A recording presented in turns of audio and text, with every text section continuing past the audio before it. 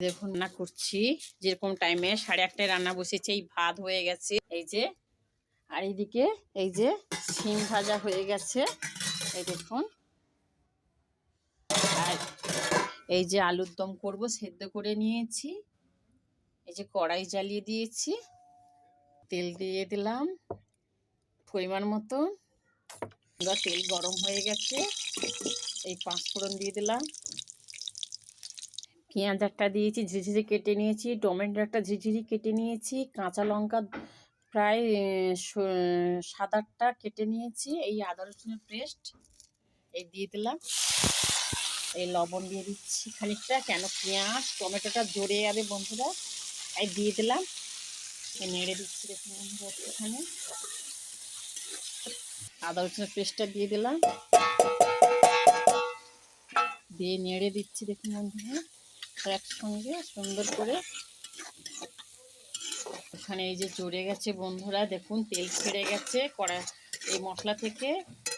এই বাপরে বাপ, লঙ্কার গুঁড়ো দিয়ে দিচ্ছি, লাল হবে একটুখানি, এই গুঁড়ো দিয়ে দিচ্ছি,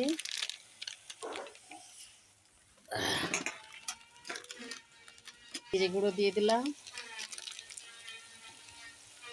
এই যে ভালো করে নেড়ে দিচ্ছি দেখুন বন্ধুরা। ডিম দেবো আলুর দমে, এই দিয়ে দিলাম বন্ধুরা,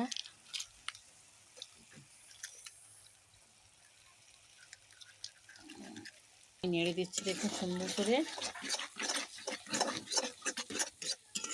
এই দেখুন বন্ধুরা কষানো হয়ে গেছে ভালো করে। এবার আলুগুলো ঢেলে, এই দেখুন আলুগুলো ঢেলে দিলাম, বেশ সুন্দর করে কষাবো এই বন্ধুরা।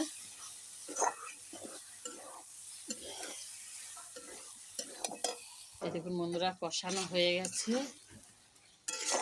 জল দিয়ে দেবো, এই জল দিয়ে দিলাম।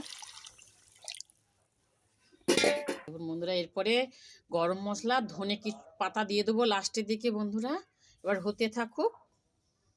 এই দেখুন বন্ধুরা গরম মশলা দিয়ে দিচ্ছি, হয়ে গেছে আলুর দম। এই দিয়ে দিলাম গরম মশলা, একটু নেড়ে দিলাম ভালো করে।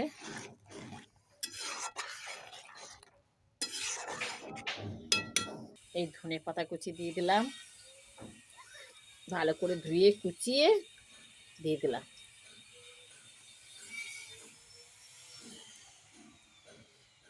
বন্ধুরা শীতে কেমন আছো? ভালো থাকবে, সুস্থ থাকবে। শুভ সকাল বলে আমার ভিডিও শেষ করছি বন্ধুরা।